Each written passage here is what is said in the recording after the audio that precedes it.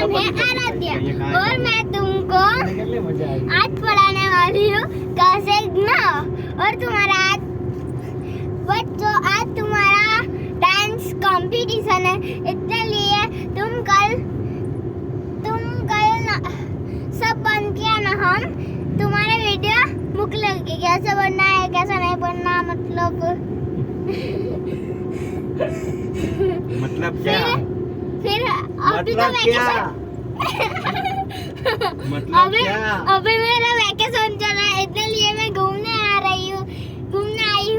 अब बोली मेरा दादा के गांव घूमने गई थी। मेरे दादा के गांव घूमने गई थी।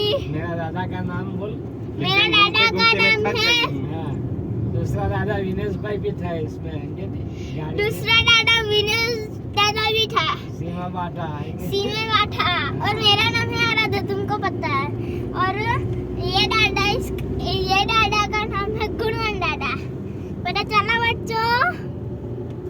अब हम अब पढ़ेंगे